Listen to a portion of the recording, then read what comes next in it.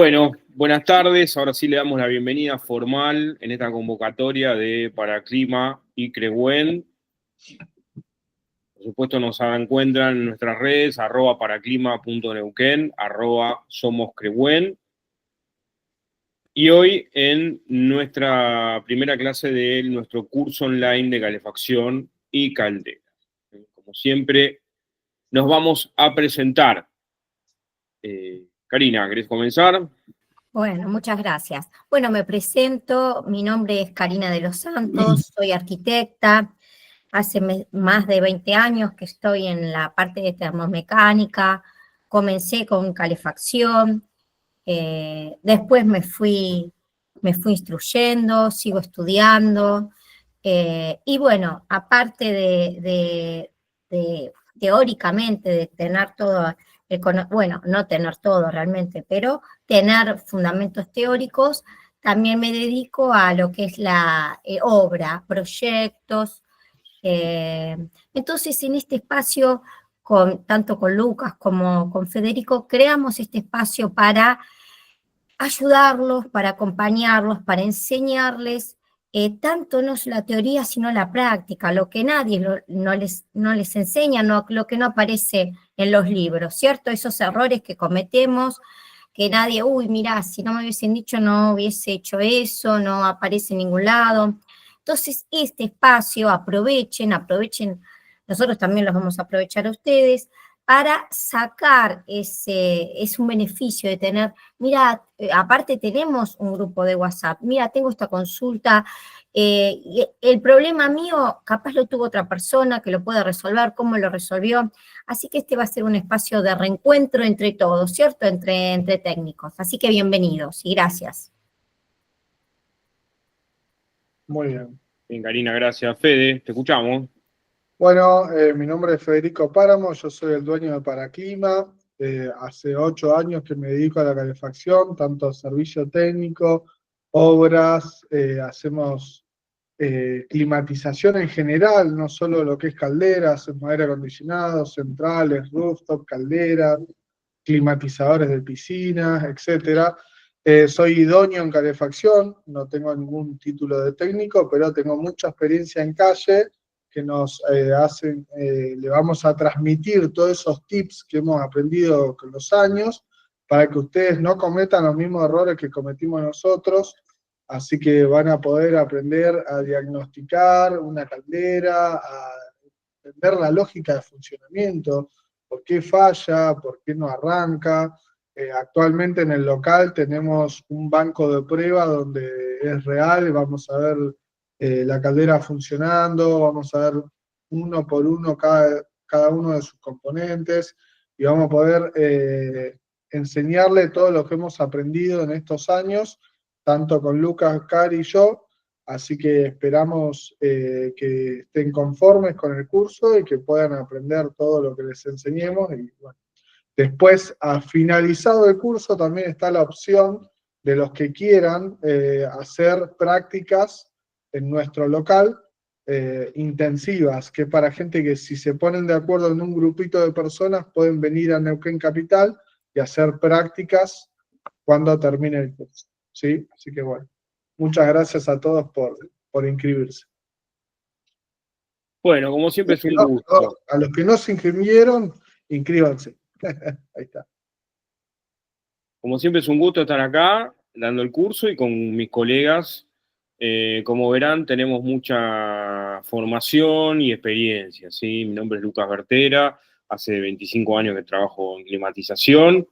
Y bueno, reforzando un poco todo lo que decía Karina y Federico, vamos a tener conocimiento, experiencia y práctica también. Así que, bueno, esperamos y deseamos que disfruten y aprendan mucho de este curso, de nuestra segunda tanda de curso online. Sí, chicos, es un espacio realmente que nos encontramos todos del rubro, o gente que se incorpora, gente que está, porque vieron que el límite entre el aire y la calefa a veces es así, medio invisible. La idea es que sea los martes y los jueves, que son los días que nos vamos a encontrar, sea un lugar de reencuentro, ¿cierto? Un lugar a donde aprendamos entre todos, que no sea todo el tiempo hablando, uy, qué pesado estas horas, no, vamos a tratar de hacer lo más ameno posible este encuentro. Claro, también por eso les pedimos tengan en cuenta el tema de la participación también con las manitos y eso nos gusta, nos pone contento que participen, que sabemos que nos están escuchando. Es muy Claro, importante saber que no estás exacto, haciendo un sí. monólogo, ¿sí? Exacto, porque imagínense, no les vemos las caras, no sabemos si se entiende, si no se entiende, o están perdidos. Entonces, esos también hoy subimos, Lucas subió una encuesta para saber, los queremos conocer, esa era la idea, y qué podemos decir, qué se va a entender, para guiarnos también en cuanto a contenidos que poder decir. La idea ya les digo, que no, uy, qué cansador, Karina tiene una voz sedosa, me quedo dormido, cosa que no va a pasar, pero bueno, eso, de que sea ameno, práctico, vamos a hacerlo lo más práctico posible y que de este curso saquen una herramienta de trabajo, que esa es la idea, ¿cierto? Una nueva herramienta para salir a trabajar. Lucas, ¿me dejás compartir un minutito un video del banco de prueba? Que yo ahora justo no estoy en el banco, pero les quiero mostrar un poquito de lo que vamos a ver en el curso, sin molestia. Sí, todo tuyo. A ver, un segundito que ahora me largo ahí a compartir. Vamos a ver si se ve bien. ¿Ahí se ve bien? Perfecto. Perfecto. A ver, no, ahí está. Bueno, está grabado en vertical, pero vamos a ver un poquito de lo que es los radiadores, toalleros. Tenemos ahí un colector que vamos a aprender a hacer el purgado de los circuitos. Vamos a aprender a cómo hacer una bomba casera o poder comprar una bomba también profesional. Podemos ver puntualmente los distintos problemas en cada caldera porque trabajamos con todas las marcas. Vamos a aprender a crear desde cero un circuito radiante con Cari y con Lucas que nos van a enseñar. Vamos a ver el tema de la caldera, la lógica de funcionamiento, los distintos tipos de calderas, las programaciones de las calderas. Fíjense, ahora ahí va a arrancar la caldera. Vamos a ver el tema de la ionización, vamos a ver el tema de la polaridad del enchufe, la puesta a tierra, todos esos tips que muchas veces uno no sabe, que nos juegan en contra a la hora de diagnosticar. Vamos a ver tecnología de condensación con calderas reales, vamos a hacer prácticas de mantenimiento con la caldera en vivo, donde van a poder ver cómo se hace un mantenimiento correctamente de una caldera de condensación. Acá vamos a ver otro tipo de caldera de condensación, pero también es de condensación, una Ariston, ¿sí? Así que también en la maqueta vamos a ver un poco también de la lógica de funcionamiento, interpretar cada componente, saber cómo se mide con un tester para poder sacarme la duda si el problema es mecánico o el problema es eléctrico. Vamos a corroborar las bobinas en una válvula de gas. En general, en el banquito vamos a poder hacer de todo un poco, ¿sí? Así que ahí está. Por eso, los que los comentábamos, al principio sí, tenemos que ver teoría, porque es la base de una buena práctica, ¿cierto? Siempre la teoría es la base de una buena instalación, de un buen mantenimiento. Si no tengo el ABC, es decir, si no hago un buen dimensionamiento, un buen mantenimiento, después ya todo está mal. Entonces vamos a tener esa base, que lo vamos a hacer la teoría lo más fácil, lo más llevadera posible. Llevadera. Exacto, esa es la idea, llevadera posible. Y después ya nos ponemos, que el curso sea lo más práctico, esa es la idea. Sí. Bueno, Vamos bien. Sí, lo que tenemos que contarles es que lo vamos a dividir en dos partes. La primera parte es Calefa. ¿En qué sentido? Bueno, balance térmico, principio de funcionamiento, componentes, radiadores, piso radiante, buenas prácticas. Y en la segunda parte, por supuesto, entramos también en tándem con el banco de prueba cuando veamos calderas. ¿Sí? Calderas murales, tradicionales de condensación, funcionamiento, componentes, puesta en marcha, mantenimiento, fallas y programación. Entonces, el curso está dividido en esas dos partes. Sí, Bueno, dimensionamiento de cañería, Facundo, también, exacto, se dimensiona todo, tanto de las montantes, para la alimentación de los circuitos de lo que es piso radiante, como de los radiadores. bien, así que hoy entramos en nuestra clase número 1, nuestra primera clase. Para quienes están inscriptos, es la primera de 10. Para quienes no están inscriptos todavía, es la primera y los invitamos a sumarse al resto del curso. Claro, perdón, aclaro ahí, o sea, esta es en vivo, abierta, para que si alguno tenía alguna duda de cómo es el curso, se lo saque.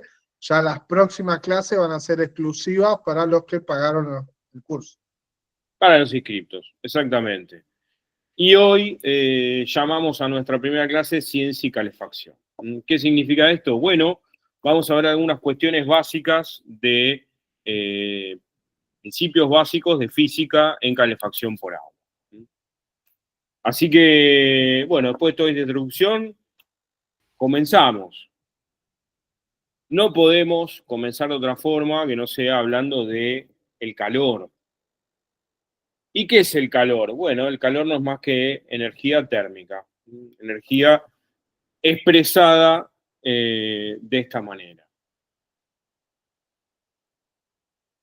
¿Qué es básicamente cuando nosotros nos encontramos con algunas definiciones? Bueno, el calor es cantidad de energía en el tiempo y es tránsito de energía entre cuerpos, lo que se llama transferencia de calor. Nosotros vamos a medir el calor, básicamente hay muchas unidades, pero las que más se están utilizando en nuestro país en este momento son las kilocalorías hora y ahora los kilowatts. De un tiempo a esta parte se empezó a utilizar también el kilowatt para poder comparar consumos de energía de gas, por ejemplo, con electricidad. ¿Qué es una caloría?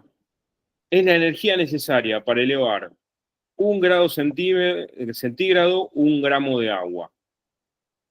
Esa es la definición que tenemos de caloría, de calor. Lo que necesitamos, la energía que hay que aportarle a 1 gramo de agua para elevarla 1 grado. ¿Cuál es la diferencia con la temperatura? Que es un nivel de energía instantáneo. Nosotros tomamos el termómetro y sabemos el nivel de energía en ese momento, mientras que el calor es acumulativo. Bien, y nos metemos, como no nos queda otra forma, en la transmisión de calor. Esto se da cuando un cuerpo de mayor temperatura le cede, le transmite calor a otro de menor temperatura. Esa es la dirección del calor. Siempre va de un cuerpo con mayor temperatura a otro con menor temperatura. Así se mueve el calor. Y fíjense en esta animación que nos va a mostrar los diferentes tipos de transmisiones de calor. ¿Sí? Conducción es de un cuerpo a otro directo, por eso es que de esta hornalla eléctrica pasa directamente a la olla y al agua. Cuando el agua empieza a moverse, también transmite ese calor y ahí aparece lo que se llama la convección. Fíjense que pasamos de radiación, convección, perdón, ahora radiación, pasamos de conducción. Y la radiación que si nosotros pasamos la mano cerca vamos a sentir ese calor. Esas son las 3 formas que nosotros tenemos de transmitir el calor. Entonces, si nosotros empezamos por la conducción, serían 2 cuerpos que están pegados uno al otro, donde uno le pasa calor o el calor atraviesa de mayor temperatura al de menor temperatura. ¿Cuál es el ejemplo más simple que nos vamos a encontrar en la calefacción? La conducción a través de una pared, por ejemplo. El calor pasa a través del cuerpo de la pared, del ambiente con mayor temperatura, el ambiente interior, al de menor temperatura, en este caso que es el exterior. Entonces acá vamos a ver, en esta termografía, esta conducción de calor.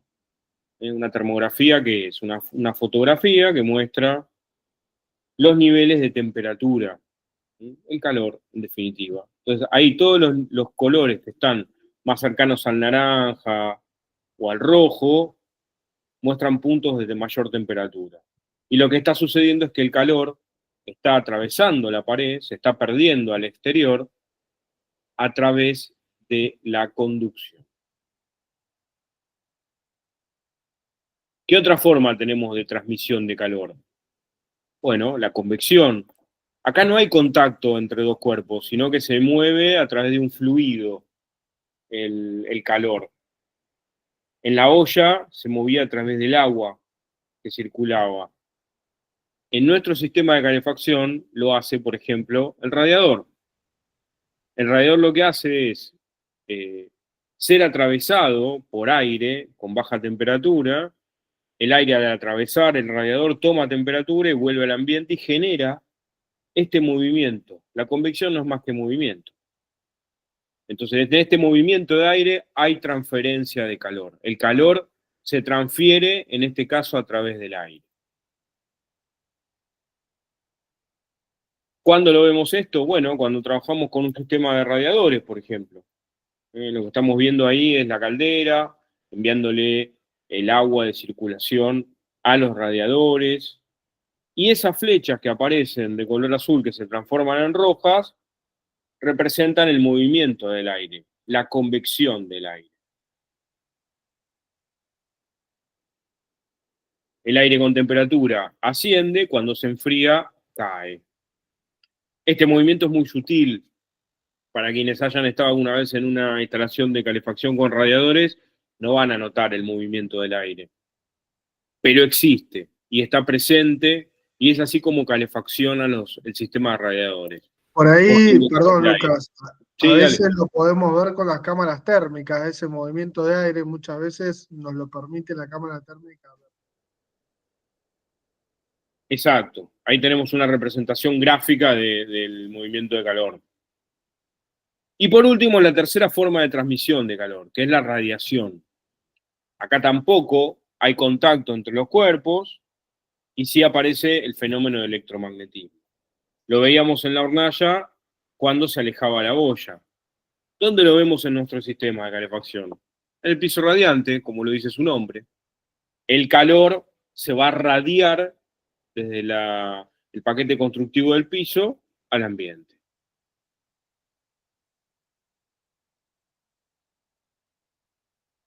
Entonces acá cuando vemos el sistema, cómo trabaja, ahí tenemos la caldera, el colector, el piso radiante, la forma de transmisión de calor que utiliza el piso es la de radiación.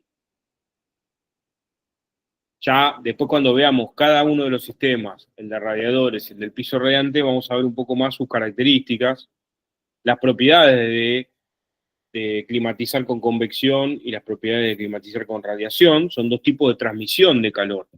Pero ustedes están viendo acá, gracias a este principio de transmisión de calor, que los dos sistemas, radiadores y piso radiante, trabajan de formas diferentes. Van a obtener el mismo resultado que va a ser la climatización, la calefaccionar el ambiente, pero de dos formas diferentes. Entonces eso ya lo vamos incorporando como primer concepto. ¿Y puedo sumar, Lucas? Claro, Por supuesto. sumo. ¿Qué pasa? ¿Por qué les decimos esto? ¿Y por qué somos pesados con esto? Con el lenguaje técnico es importantísimo. La mayoría, el 90% de los alumnos son sus cartas de presentación, son sus jefes, ellos son los que hablan directamente con el cliente, el arquitecto, el encargado de obra. Ya saber expresarse y expresarse bien y expresarse con propiedad es un punto a favor, como técnicos, calefaccionistas en este caso, explicar con las palabras que corresponde el funcionamiento del piso radiante y de los radiadores, como bien explicó Lucas, son sistemas de calefacción que responden y trabajan de diferente manera. Entonces, nosotros explicarle ante el cliente, incorporando todas estas palabras técnicas, jerarquiza también nuestra profesión. Por eso es importantísimo. Ay, ¿a mí qué me importa? No, la radiación, la convección, eso, el explicarle bien al cliente y que entienda, es importante también qué sistema va a instalar, pero primero, para explicarlo tengo que entender. Gracias, Lucas. No, Cari, todo lo contrario. Está muy bueno lo que dice Karina, porque además, cuando nosotros conocemos cómo trabajan los sistemas de calefacción, la transmisión de calor, también podemos mejor asesorar sobre el sistema adecuado. Yo estaba ahí, hago este ejemplo, estaba en una obra y le decía el director de obra al instalador, ¿por qué va ese radiador ahí? ¿Y por qué sí? ¿Y por qué sí no? Todo sistema tiene una justificación técnica, va ahí porque responde mejor, el sistema, no podemos decir, porque queremos, porque sí, no, por eso es lo importante, chicos, uno, tener una justificación técnica ante el cliente, mira, responde mejor ahí, su funcionamiento por convección, por radiación. Eso es el ABC de la instalación, empezar bien desde la buena ubicación, el buen dimensionamiento, y eso es lo que le queremos transmitir a ustedes. Si no, después se te empañan todas las ventanas, que me ha pasado ir a casa del cliente y tienen todas las ventanas empañadas. Sí. Exacto, parte del diseño es eso, exactamente.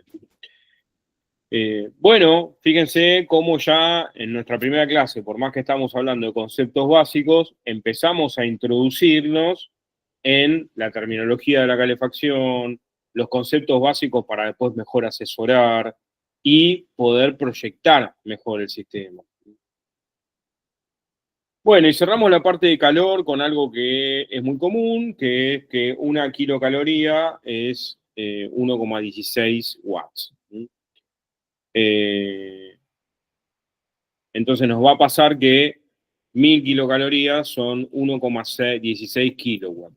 Esta va a ser más o menos, sería el cambio de unidades que ustedes deberían tener en cuenta.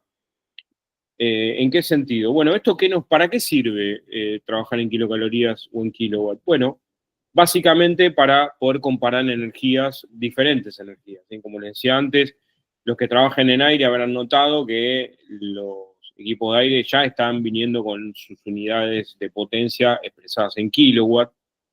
Y si nosotros pasamos las unidades de potencia de la caldera en kilocalorías a kilowatt también, podemos ver en una misma unidad los consumos de energía de una caldera y de un equipo de aire, por ejemplo. Más allá que la caldera va a funcionar a gas y el equipo de aire va a funcionar a electricidad, o una bomba de calor, por ejemplo, bueno, pero tenemos nociones del volumen de energía que se maneja de un lado y del otro. Nos permite comparar diferentes tipos de energía. Entonces, 1000 kilocalorías es lo mismo que 1,16 kilowatts.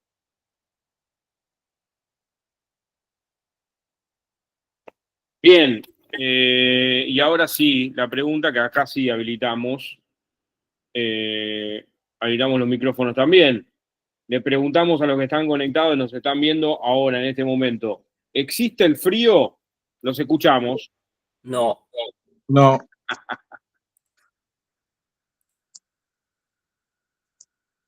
Dicen que no. ¿No? ¿Se anima el resto a decirlo? Sí, yo el frío lo siento, ¿eh? Lo que sentimos es la ausencia de calor. O la disminución de temperatura, lo que uno siente.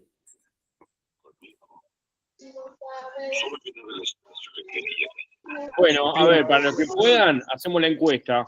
Ahí tenemos una encuesta que aparece en el triangulito que está abajo a la derecha, para los que tienen computadora, también para los que están con el teléfono, ¿sí? Siempre hay un triangulito que aparece ahí, la encuesta, y estamos preguntando, ¿existe el frío? ¿Sí o no? Fíjense, claro, ahí a donde dice actividades.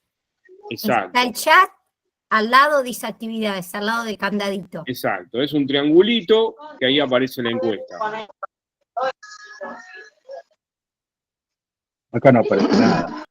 Sí, Miguel, al lado está el chat, después al lado está los triángulos, hay un triángulo, un cuadrado y un círculo, y al lado del candado.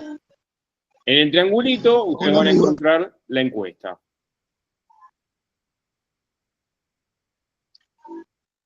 Hola amigos, soy Luis de Villa Retiro. Hola Luis, ¿cómo estás? Escuchando. Bien, bueno, no veo nada ni en el teléfono ni en la computadora, así que no tengo nada más que los escucho. Bueno, decime, Estaban ¿existe el diciendo, frío? ustedes dicen que no existe el frío, que hay ausencia de calor, pero escúchame, ¿existe el calor? Es ausencia de frío. Está como el huevo y la gallina, ¿quién fue primero? Me Está parece que muy es bien. así. Claro, claro. Bueno, está muy bien. Vamos viendo que la encuesta rotundamente va ganando el no, pero rotundamente, 50%. Y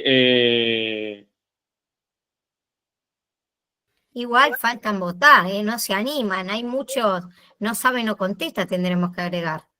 también, ahí hay 13 y 7. Se está poniendo parejo. Ahí Eduardo nos dice, en el sur decíamos que el frío es psicológico. Y puede ser también. Tenía entendido que una caloría tenía que multiplicar por 0,86. Claro, es lo mismo, exactamente. Siempre hablamos de temperatura baja o alta. Bueno, cerramos acá. 13 votos no. Y 7 votos que sí. 7 votos sí y 14 no. Exacto. Así que la respuesta es, ¿existe el frío? No como tal, es la ausencia de calor, lo bien que lo dijeron por ahí. En realidad la unidad siempre de referencia es el calor. En realidad la kilocaloría y después teníamos la frigoría como se utilizaba antes, ahí vamos a ver que en realidad era la inversa. Para los que trabajen con aire, recuerden siempre que la inversa de la kilocaloría era la frigoría. Así que en realidad el frío es la ausencia de calor. Fíjense lo que hace una heladera simplemente. Quita calor de su interior y lo manda al exterior de sí mismo, en ese ciclo frigorífico. Así que, bueno, esa era la pequeña gran pregunta primera. Bueno, nos metemos ahora un poquito a hablar del agua, porque nosotros estamos trabajando con sistemas de calefacción por agua, entonces tenemos que hablar de algunas características del agua. Los estados del agua, acá volvemos a 5º grado, así que bienvenidos a la escuela primaria. Sólida, 0 grados, líquida a temperatura ambiente y vapor en 100 grados. Esto para que tengamos más o menos en cuenta dónde estamos parados con respecto a los estados del agua. Nos va a servir mucho después cuando veamos caldera de condensación.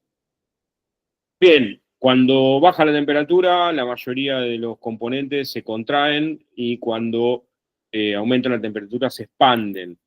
Bueno, tenemos un pequeño gran detalle. El agua aumenta su volumen cuando se congela o cuando toma temperatura. Entonces, eso hay que tenerlo en cuenta.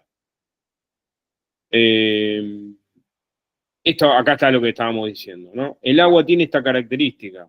Cuando pasa de líquida a sólida, también aumenta su volumen, al igual que todo el resto de los elementos, en donde cuando le damos temperatura aumenta su volumen. Bueno, nos pasa lo mismo cuando se solidifica. Esto lo habrán visto, sobre todo la gente que está en el sur, en donde cuando se congela un caño se rompe. Entonces ahí desde la parte de baja temperatura podemos tener que aumentar el volumen.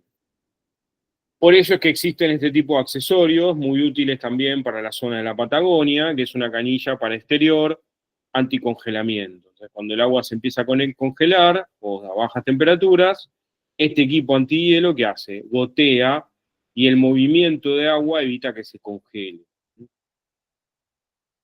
Lo mismo, para aquellas instalaciones de calefacción por agua que estén en zonas muy frías, ¿qué se hace? Se coloca anticongelante para evitar el congelamiento del agua en los sistemas de calefacción si la caldera está apagada, por ejemplo.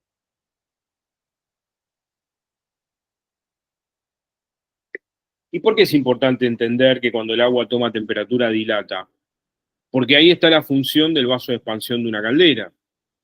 Cuando ustedes ven el vaso de expansión de una caldera, lo que se van a encontrar, perdón.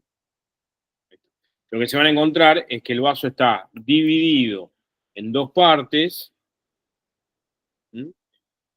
Cuando está frío, está dividido en dos partes. Tiene un diafragma en el medio que sella ambas cámaras del vaso de expansión. Entonces, cuando está a baja temperatura, tiene esta forma, en donde tenemos agua de la calefacción y aire del otro lado. Cuando el agua toma temperatura porque empieza a funcionar la calefacción, aumenta su volumen, el diafragma cede y comprime el aire del otro lado. Cuando se enfría, vuelve otra vez a su posición. ¿Por qué es importante esto? Bueno, porque si no, cuando tuviéramos sistemas, en los sistemas de calefacción no tuviéramos vasos de expansión, la dilatación del agua rompería algún punto de la instalación. Así que fíjense qué importante es saber y tener en cuenta que todo sistema por agua de calefacción, cuando toma temperatura, aumenta su volumen de agua. Bien, y después tenemos el concepto de presión. Fíjense que en esta prueba tan simple vamos a ver lo que es la idea de columna de agua o altura de agua.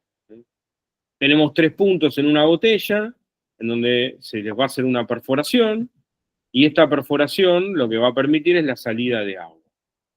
Entonces vamos a ver, con este ejemplo tan simple, las diferentes presiones que puede tener en una misma botella en cada uno de sus puntos.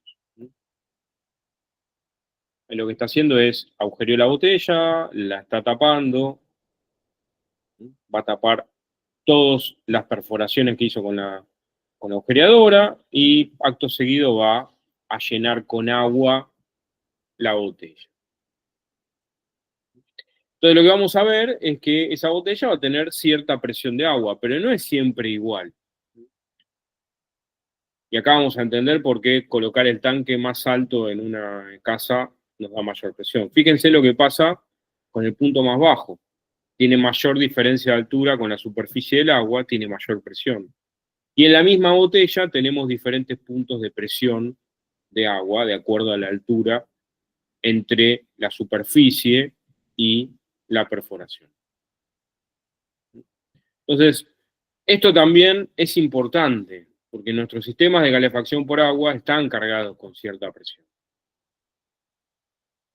Y en una caldera, esto tiene vital importancia. Lo vamos a ver, por ejemplo, en 2 puntos. En el manómetro de la caldera, donde nos va a estar indicando la presión con que está cargada que están cargados los circuitos de calefacción. Y también la caldera tiene una válvula de seguridad, que ante una sobrepresión nos vamos a encontrar que actúa y elimina y baja el valor de la presión en caso que se haya disparado. Bueno, abrimos la primera tanda de preguntas. Si las hay, las escuchamos. Tienen los micrófonos habilitados, tenemos el chat también. Si hay alguna duda con lo que venimos viendo hasta ahora, la pueden expresar.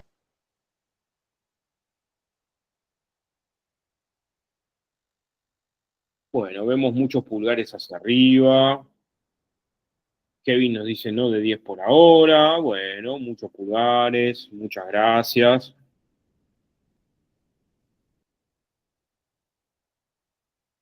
Lo importante es, como bien decía Lucas, que estos conceptos básicos queden bien claros, porque muchas personas, hasta el mismo el arquitecto, el ingeniero o el director de obra, no entiende el funcionamiento del sistema, entonces nos hace hacer cosas que vos decís, no, esto realmente no funciona. Si lo querés hacer como vos pensás que funciona, ¿quién es el responsable de indicarlo? Nosotros. No, mira, los radiadores funcionan así, necesitan esta arquitectura, este espacio, esta altura. El piso radiante lo mismo. Entonces empezamos con estos conceptos básicos para que se entienda. No, qué pesados, no. Si entendemos esto, después es más fácil poner primera y seguir. Exacto. Yo tengo una consulta. Sí, te escuchamos. Sí, Mauricio. Ahí estamos viendo que la caldera tiene un vaso de expansión, ¿no? Con un diafragma. Cuando se calienta el agua, es como que ese diafragma cede, entonces tiene más lugar el agua caliente. ¿Eso también serviría para absorber la presión, además de la válvula expansora? Claro, el vaso de expansión lo que hace es contener el volumen que aumentó. Ujú. Si no estuviera el vaso, el volumen aumenta igual y en el punto más débil de la instalación puede romper algo, una cañería, un accesorio, algo. Bien. Entonces, lo que vas a notar es que el vaso de expansión, por eso el vaso va en tamaño de acuerdo a la instalación, ¿sí? Va de acuerdo, porque va de acuerdo al volumen de agua que hay en la instalación. Hay otra pregunta ahí, perdón, que la voy a hilar, que nos decían los vasos de caldera están a 1 kilo, los de 50 litros están a 1 kilo también. Eso en realidad depende. Habitualmente los vasos de grandes volúmenes tienen más presión que los más pequeños, ¿sí? Pero eso siempre, todo vaso de expansión tiene un sticker que les va a decir el volumen en litros que tiene el vaso y la presión que está cargado del aire. Así que eso siempre lo tienen que chequear. Aldo nos pregunta cuánta presión abre la válvula de sobrepresión de la caldera. Las válvulas de seguridad de las calderas están en 3 kilos o 3 bares de presión. Ahí, perdón, Lucas, tenemos manos Sí, levantadas. ok. Viendo, a ver. Está Federico Majul. Te escuchamos, Fede. No, perdón, toqué mal, era el pulgarcito. No hay Muchas problema. gracias. Ahí Orlando nos Ahí, pregunta, ¿se le hace y mantenimiento a la Máximo válvula de Merma. sobrepresión? Orlando pregunta, ¿se le hace mantenimiento a la válvula de sobrepresión o solo se le cambia cuando empieza a gotear? Lamentablemente no hay componente, no hay repuestos internos de las válvulas de presión, tienen un resorte graduado, habitualmente puede estar sucia, que lo podés limpiar, o si ya está vencido el resorte hay que cambiarlo. Mariano, si el vaso de expansión falla, la caldera lo detecta o la falla salta en otro lado. Eso lo vamos a ver bien cuando veamos calderas, pero lo que le vamos a decir es que cuando falla el vaso de expansión, aumenta la temperatura y aumenta la presión de la mano.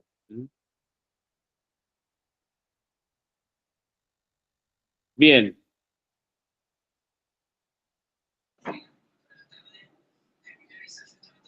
Bueno, continuamos. Ahí, perdón, Ignacio mandó una pregunta que dice que el vaso de expansión para qué cantidad de menta es suficiente. Eso se ve en el balance térmico, el vaso de expansión viene calculado por la capacidad de la caldera. Por ende, cuando vos hagas el balance térmico, te va a dar la capacidad de la caldera y vas a tener un vaso de expansión de 6, de 8, o si ya es más grande, tenés que poner vasos de expansión afuera del circuito. Claro, nosotros estamos viendo instalaciones domiciliarias donde las calderas vienen con vaso y bomba incorporado y ya dimensionados, ¿cierto? Exacto, ese es nuestro ámbito. Bueno, si les parece, continuamos y volvemos a abrir espacio de preguntas después del próximo segmento.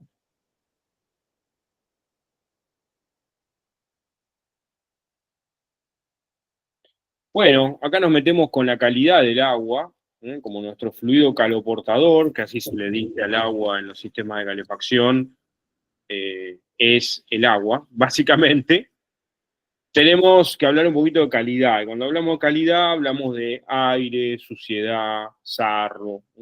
Cuestiones que tenemos que tener bien en claro y ser consciente y responsable de estas cuestiones. Vamos por partes. ¿Qué pasa con el aire en los sistemas de calefacción? Bueno, lo que estamos viendo en este caso es cómo se comporta el aire, básicamente. En una cañería, si nosotros con aire, agua y aire, si hacemos un corte, vamos a ver que el aire se posiciona en la parte superior, mientras que el agua en la parte baja. ¿Y esto por qué es importante tenerlo en cuenta? Porque el aire siempre va a buscar la superficie. Eso significa que al buscar la superficie se va a ubicar en las instalaciones de agua en los puntos más altos. Eso hay que tenerlo en cuenta siempre. Los puntos más altos de la instalación es donde mayor concentración de aire vamos a tener. ¿Cuál es el origen del aire? Bueno, uno es la misma agua de carga. Nosotros vamos a ver que cuando el agua toma temperatura, tiene aire que está integrado a ella y la temperatura hace que se disocie. Si nosotros ponemos a calentar agua, vamos a notar que en un momento de su calentamiento empiezan a emitir burbujas.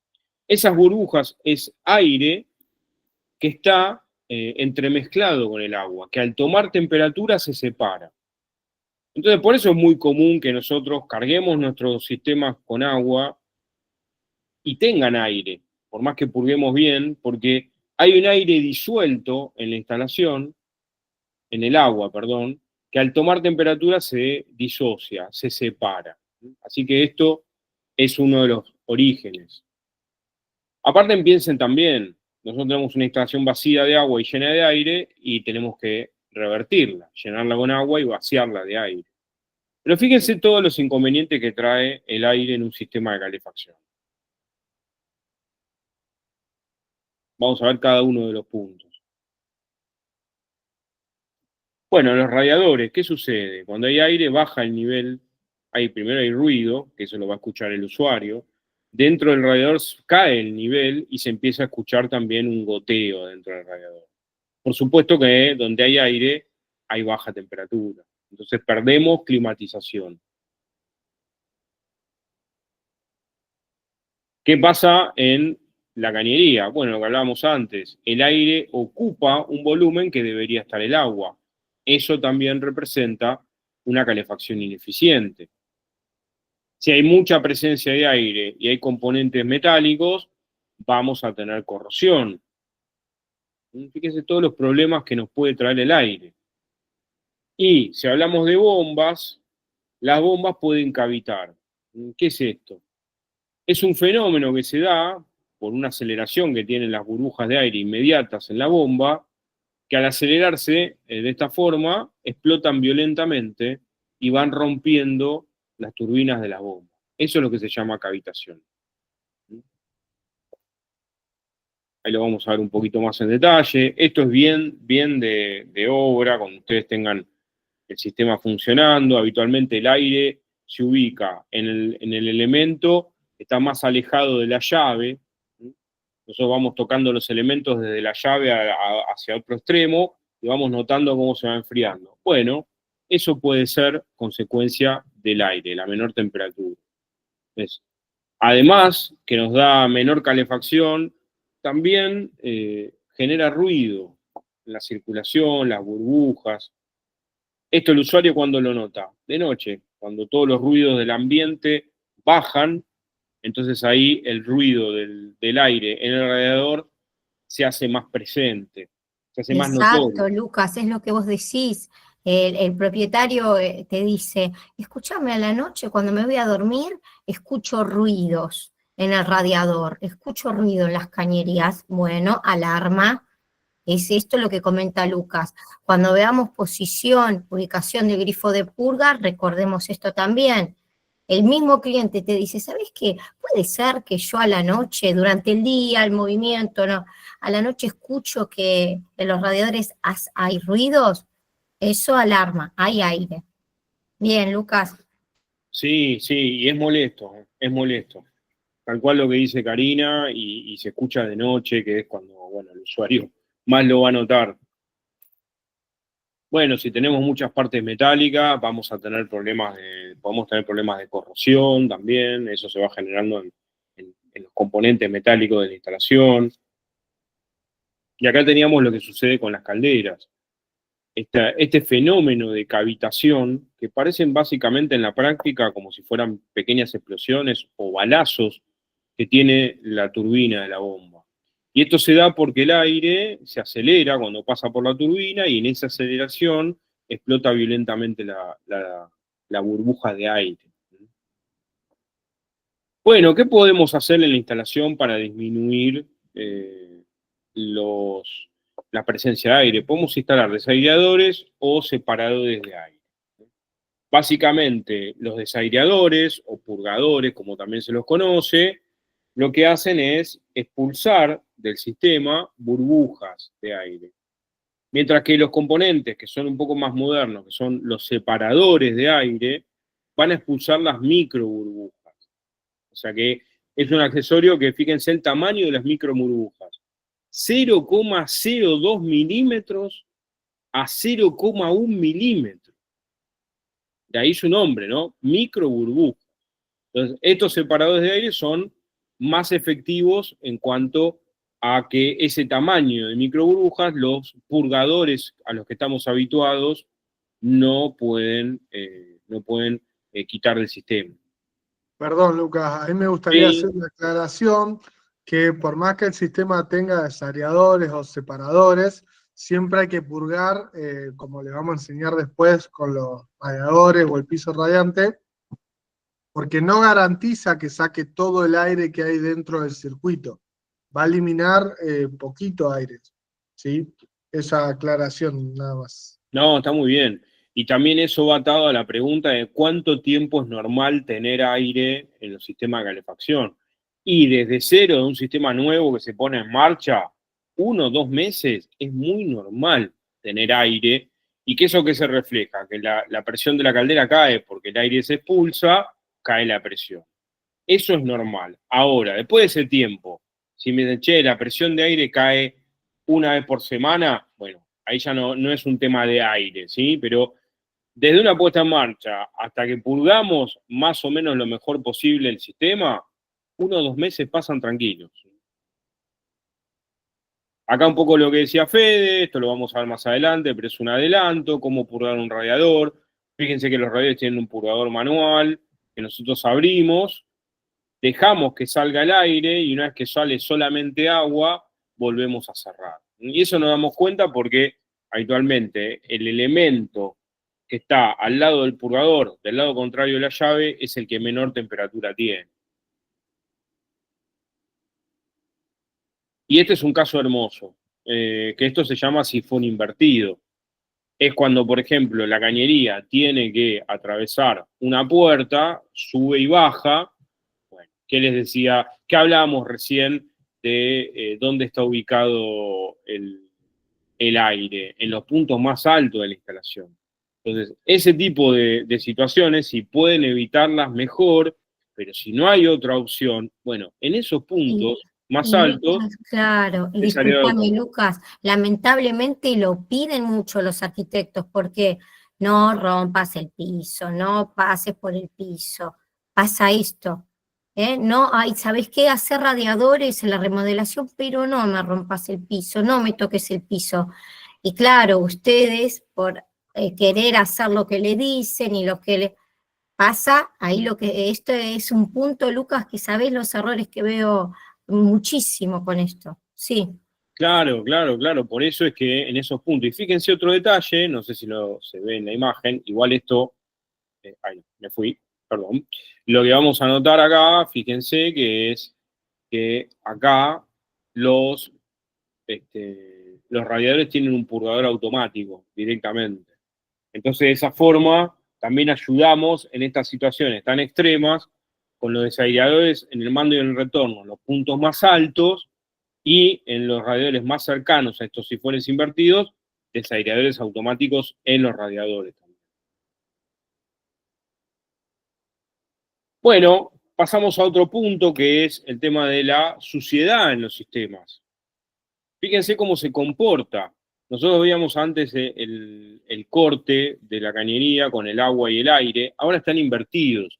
La suciedad decanta, busca el fondo, siempre va hacia el punto más bajo de la instalación. Fíjense que acá en la cañería se deposita en el fondo y el agua en la parte superior. Entonces, en esta ubicación contraria al aire, también nos da la pauta de dónde vamos a ubicar, dónde vamos a encontrar la suciedad, dónde va a ser en los puntos más bajos de la instalación. Bueno, vamos a ver otra animación que nos va a ir mostrando qué problemas nos traen la suciedad en los sistemas de calefacción. Que son bastantes, lamentablemente. Con nosotros tenemos válvulas, ya sean de radiador o de piso radiante. Fíjense qué pasa con la suciedad. Se ubica en el sello de la válvula. Y esto puede hacer que la válvula no abra, no cierre o se rompa cuando nosotros la forzamos porque está trabada. Entonces, con el tiempo va perjudicando el sello de las llaves. ¿Qué pasa en un radiador? Bueno, al contrario que el aire, la suciedad que hay en el sistema va a parar al fondo del radiador, decanta. ¿Y esto qué genera? Bueno, menos circulación de agua. Al tener menos circulación de agua, menos calefacción. Las curvas, cuando tenemos curvas en los diferentes sistemas, es un punto donde siempre la suciedad se adhiere. ¿Qué pasa con las bombas? También tenemos consecuencias en las bombas de circulación de agua.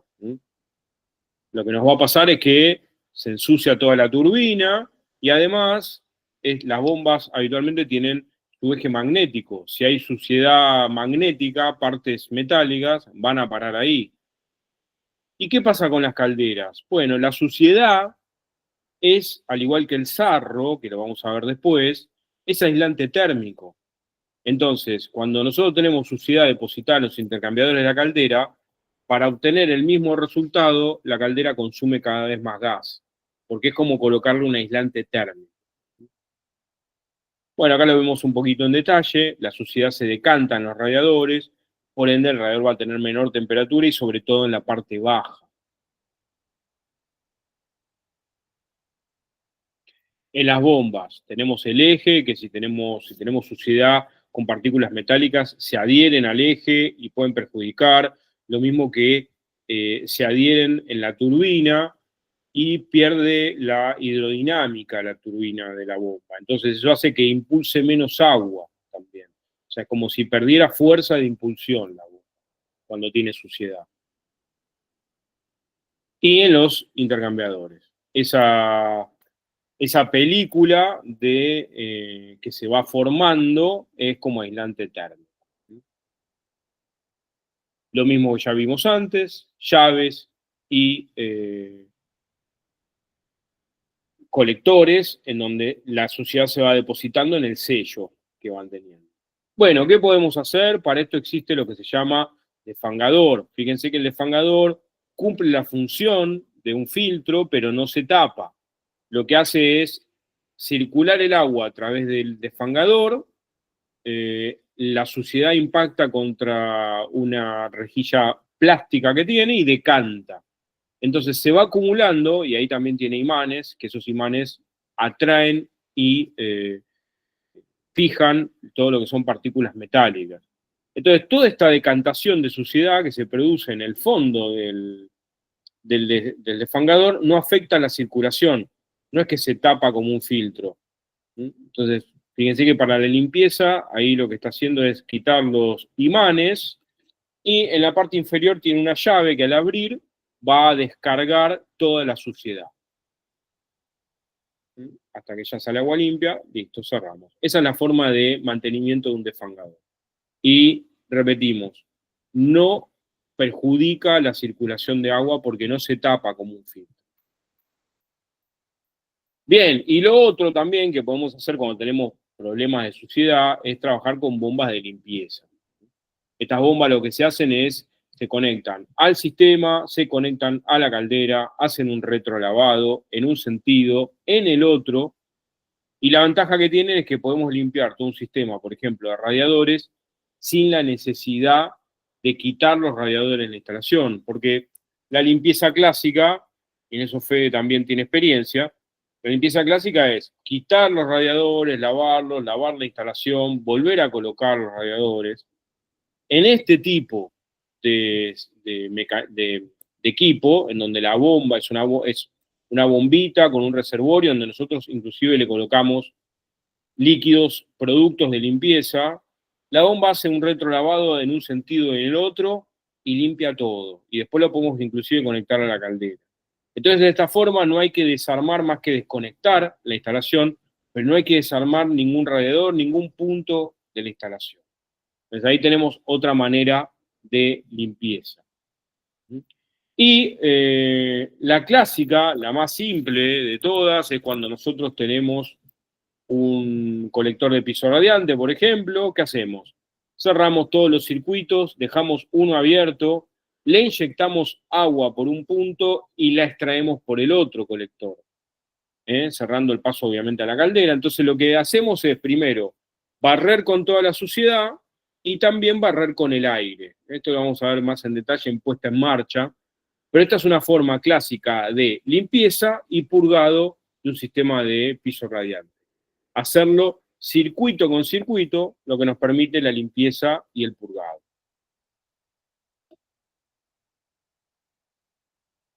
Cuando ya sale agua limpia y no sale aire, eso nos da la pauta de que el circuito está limpio y purgado de aire. Y el último punto que vamos a ver es qué pasa cuando se nos forma sarro o carbonatos de calcio y magnesio, como se los conoce. ¿Cuál es el origen? Bueno, el agua tiene calcio y tiene magnesio, lo que pasa que en algunos lugares tiene concentraciones más altas de lo recomendable. Entonces, ese calcio y magnesio, cuando toman temperatura, se decantan, se separan del agua y ahí es donde se incrustan en donde caen. ¿Cuánto es lo recomendable? Bueno, a partir de 120 miligramos por litro, o lo que es lo mismo, 120 partes por millón de dureza, ya deberíamos tratarlo. No solamente por los sistemas de calefacción, sino por el consumo humano. Ya ahí tenemos un agua que empieza a tener problemas de dureza. Fíjense que si hacemos el corte, la dureza se aplica, digamos, se decanta en toda la circunferencia, en este caso de la cañería. En todos los puntos tenemos ahí decantación de dureza que lo que hace es disminuir el paso de agua. Acá cuando lo vemos en extremos, estamos yendo a cañerías excesivamente incrustadas, pero para que veamos por absurdo lo que significa. Fíjense que cada vez tenemos menor caudal de agua disponible. Se va achicando el paso de agua cuando tenemos incrustación.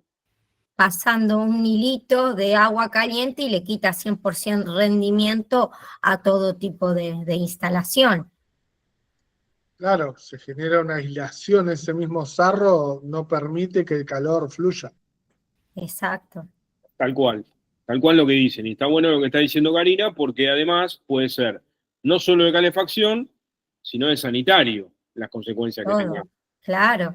Sí, esto afecta a toda la vivienda, no solo a nuestro sistema, ¿cierto? Sino, imagínense en calefón, termotanque, todo. Exacto. Las griferías son bastante vapuleadas por el sarro también. ¿Qué pasa en los radiadores, por ejemplo? Y el sarro se va a ubicar, si el agua es muy dura con que cargamos el sistema, por más que sea un sistema cerrado, si el agua es dura, bueno, se va a decantar, se va a depositar sobre todo en el mando, que es el punto con mayor temperatura. Y acá retomamos lo que decía Fede, el sarro, al igual que la suciedad, es aislante térmico. Entonces lo que sucede es que se genera una película y la caldera, para obtener el mismo resultado, cada vez tiene que consumir más gas, porque tenemos el sarro que hace de aislante, de barrera para el calor, y para obtener el mismo resultado aumenta el consumo de energía. Fíjense lo que pasa en los intercambiadores este es un intercambiador sanitario, que también las calderas tienen, cómo se van incrustando, se van llenando de esa película de carbonatos de calcio y magnesio. Este es un dato que es bastante interesante, que nos brinda Calefi.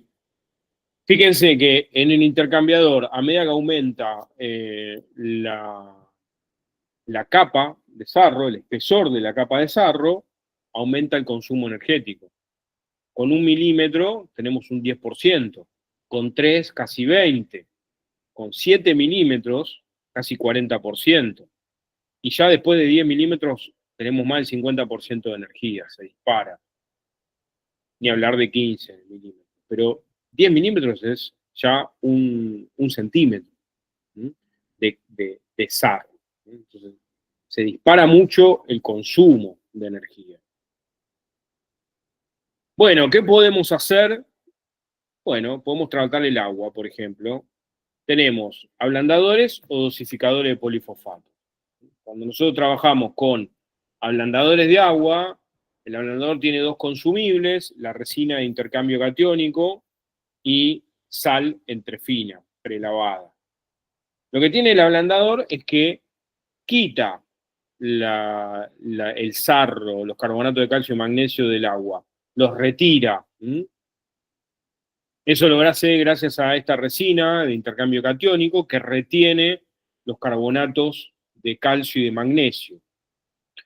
El otro consumible es la sal entrefina prelavada, que esta va a servir para la limpieza de la resina que veíamos recién. ¿Cómo trabaja un ablandador de agua, básicamente? La resina tiene sodio, que le brinda la sal.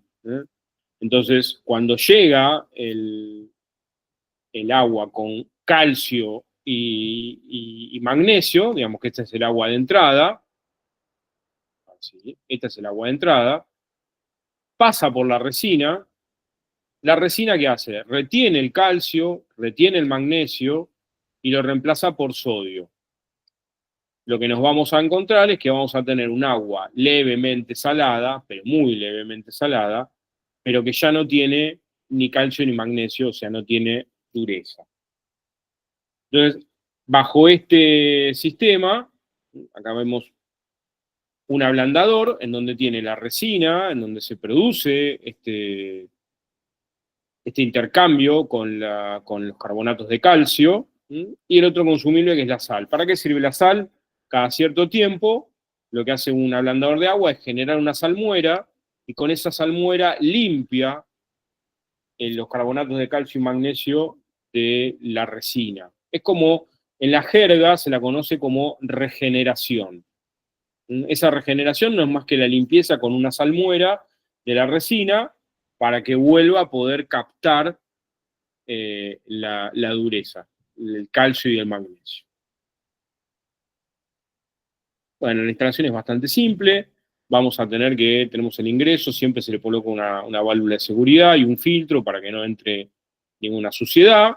Y después sale el agua y la podemos usar para sanitario y para nuestro sistema de calefacción. Este es uno de los mecanismos más eficientes en cuanto a que estamos retirando el calcio y el magnesio del agua. El otro sistema que se está popularizando bastante también es el dosificador de polifosfato. Las sales de polifosfatos no son más que un reactivo que está presente en muchos alimentos, ¿sí? Eso hay que dejarlo en claro. No es potable, digamos. Las sales de polifosfato nosotros las consumimos en nuestra alimentación sin darnos cuenta. ¿Qué hace esta sal de polifosfato? Bueno, lo que produce es que encapsula, ahí vemos cómo viene el calcio, el magnesio, y las sales de polifosfato que se van decantando, ¿no? Fíjense, el calcio y magnesio vamos a ver que se van a ir decantando y van provocando esa capa de sarro. Bueno, las sales de polifosfato lo que hacen es encapsular a los carbonatos de calcio y magnesio, y esa encapsulación que generan no los permite decantarse, no permite que se incrusten la instalación, etc. Pero ¿cuál es el punto? Eso está presente. El calcio y magnesio siguen estando. La diferencia es que no se incrustan en la instalación.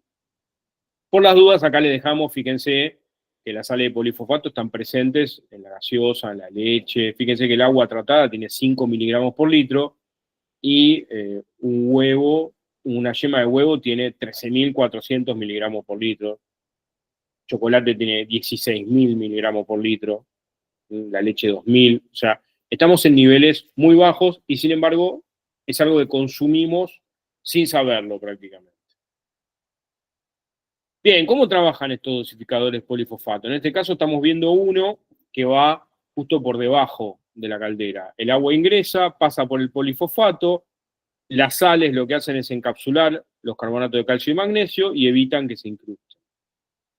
Entonces, habitualmente, ¿qué se hace? Estos equipos están pensados para proteger puntualmente la caldera. Hay otros que tienen mayor capacidad para proteger toda la instalación, pero los más pequeños se usan para las calderas. Fíjense que están pensados para colocar justo debajo de la caldera, y ahí queda instalado. Entonces, de esa manera, lo que tenemos es que estamos protegiendo a la caldera del sarro y la incrustación del sarro, mejor dicho. Pero insistimos, el sarro sigue estando presente, la diferencia es que no se incrusta en ningún punto. Vamos a ver una pequeña animación, un video que nos va a mostrar cómo trabaja. Fíjense, lo que vemos ahí es que trabaja con 2 Venturi, entonces estos Venturi dosifican, ahí vamos a ver 2 válvulas de retención, por supuesto, y la cavidad donde van a estar las sales de polifosfato. Fíjense que ahí lo que está haciendo es cortar el agua, y lo que va haciendo, tiene un pequeño filtro para que las sales no se vayan. Ahí está la carga. Lo que se hace es cargar este dosificador, y una vez que se carga, se lo llena con agua, y esa es la forma en que nosotros lo vamos a instalar, en este caso en la caldera. Cuando hay un consumo, parte del agua pasa a través de las sales y vuelve con estas sales ya para dosificar al total del agua que circula. Esta agua que ya tiene sales de polifosfato no va a tener problemas de incrustación. Bueno, y cerramos con algunas termografías. Fíjense, esto es un radiador. La termografía, por supuesto, lo que nos va mostrando es la temperatura que hay superficial. Es un radiador trabajando de manera normal. Ese rectángulo que ven en el centro es un termómetro. Y fíjense qué pasa con un radiador trabajando no eficientemente. Esto puede ser producto de aire, puede ser producto de suciedad, puede ser producto de sarro. Pero fíjense que tenemos una sección que toma temperatura como corresponde y las otras están frías. Entonces, acá tenemos que resaltar la importancia de la calidad del agua en los sistemas de calefacción. Lo mismo que en el piso radiante. Acá vemos un piso trabajando de manera normal, eficiente, y fíjense lo que sucede con un piso trabajando con aire, suciedad o inclusive sarro. Se genera esta isla de frío, en donde el piso radiante no calefacciona. Entonces, siempre vamos a insistir con la importancia de la calidad del agua. Bueno, y abrimos la última tanda de preguntas, así que los leemos, los escuchamos.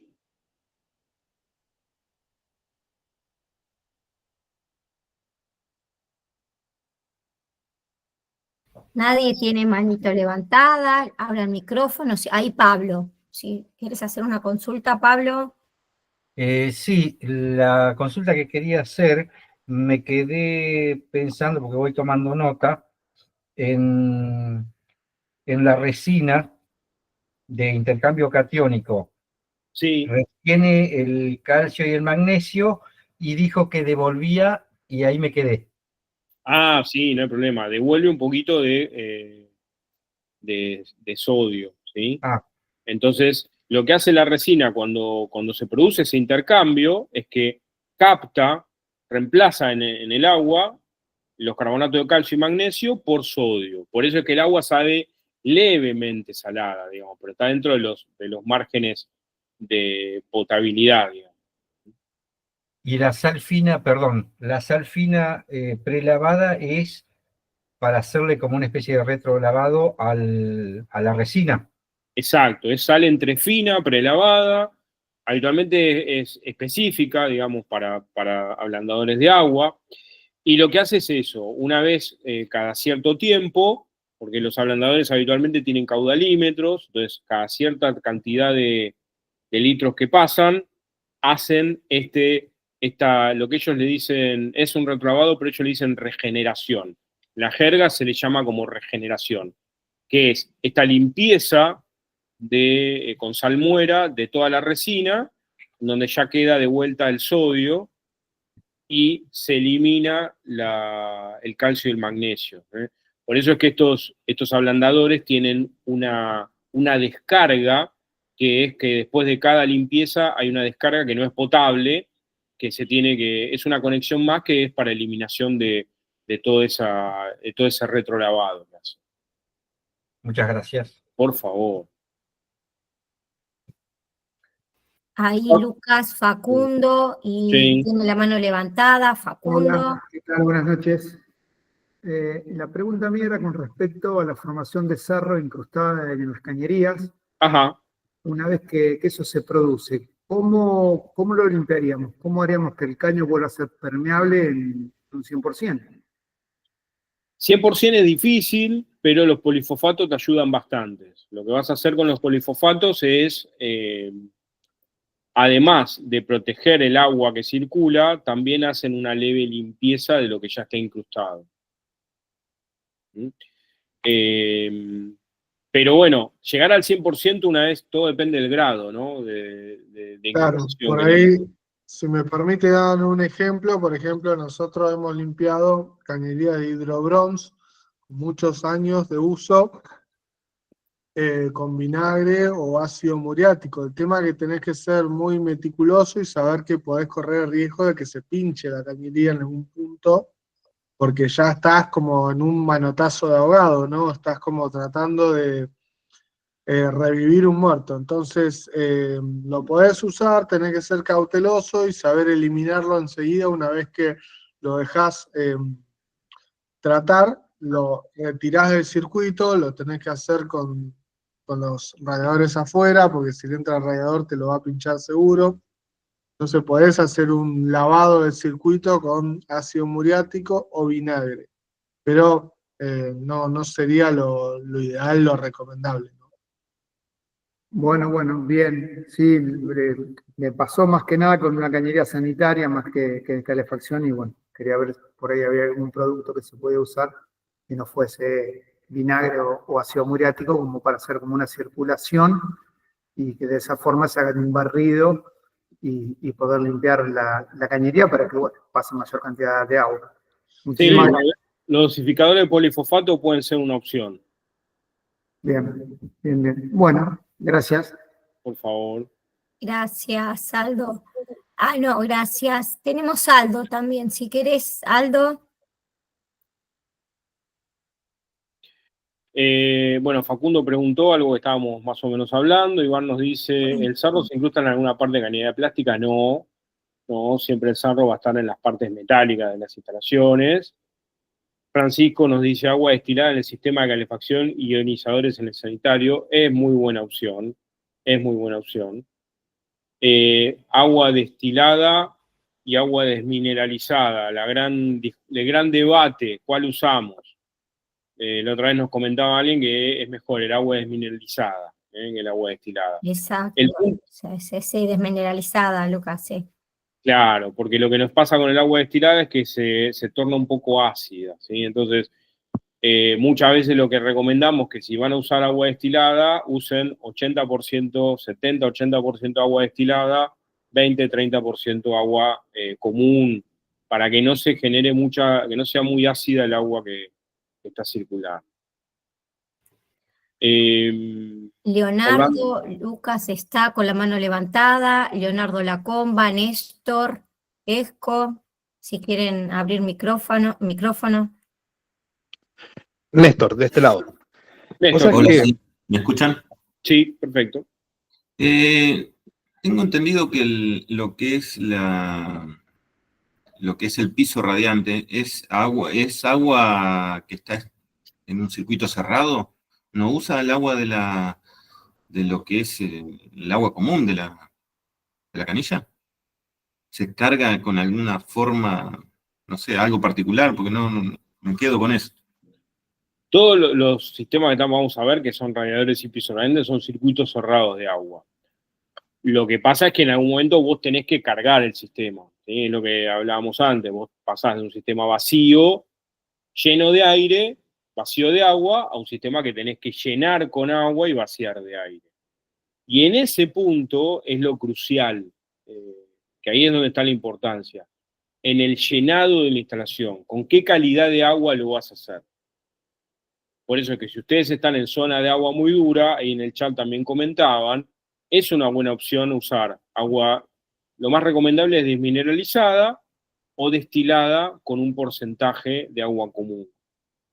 Perdón, un ¿Hay ejemplo alguna muy máquina en claro especial sería, para eso? O no sé, me Tenés, cuesta tenés imaginarlo. bombas manuales, por ejemplo, hay bombas manuales que se usan también para la- las pruebas de presión, ¿sí? De los sistemas, ya lo vamos a ver, pero cuando vos terminás un sistema tenés que depresurizar, hacer una prueba hidráulica para ver que no tengas pérdidas.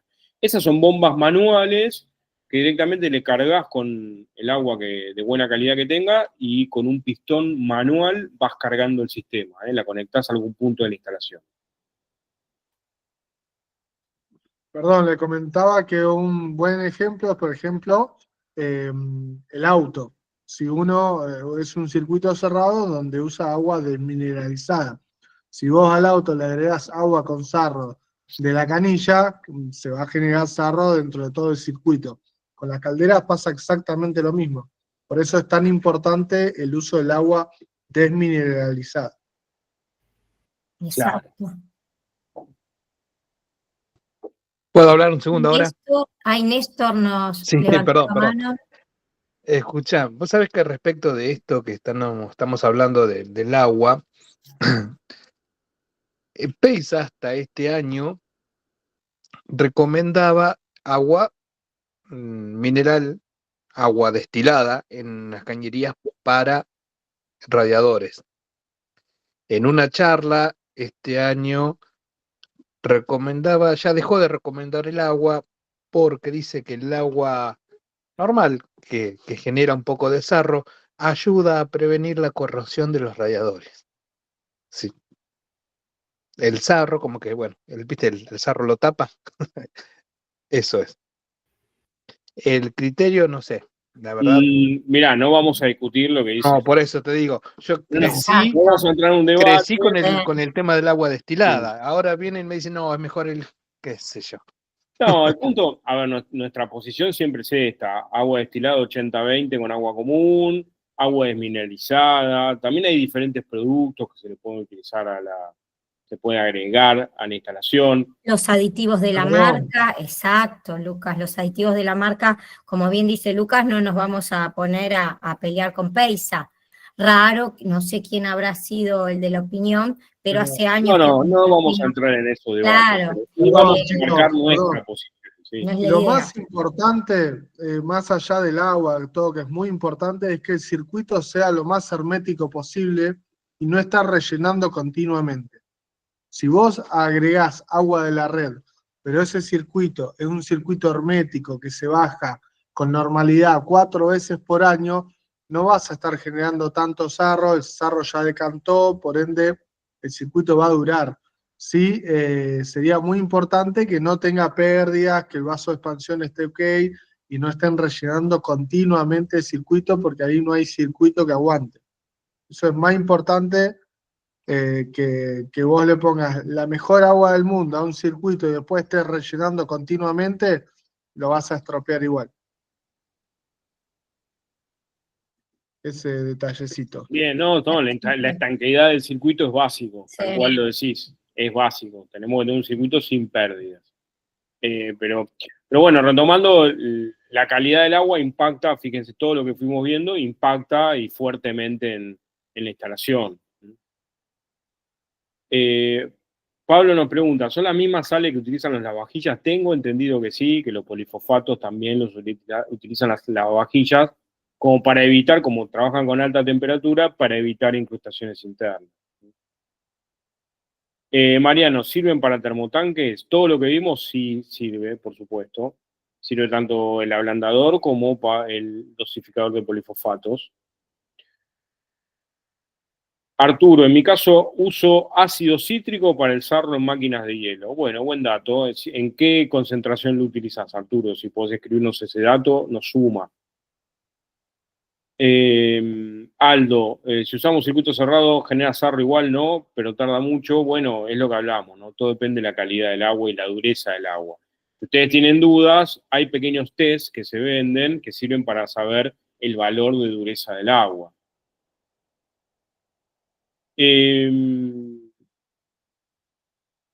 Alejandro, si le pongo algo al agua, ¿no se mezcla con el agua sanitaria en calderas dúo? Alejandro, ¿a qué te referís? El dosificador de polifosfato es para el agua sanitaria, va para la parte calefa y para el consumo. Si vos decís de algún químico o algún producto que va en el circuito de calefacción, no, porque es un circuito cerrado, no se mezcla con el agua sanitaria. Leonardo, ¿cómo sabemos si estamos bien de la cantidad de agua? Me imagino que hablarás del nivel de dureza, eso con un kit, con un test de dureza.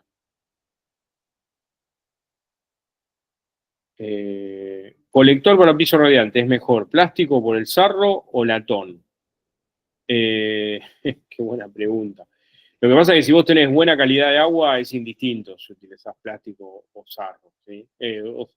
O latón. Lo importante acá es la calidad del agua, ¿sí? En eso nos vamos a plantar siempre. Exacto, podés tener un colector que no es de la mejor calidad, pero vos fuiste precavido y trataste el agua, ahí ya hiciste lo más importante.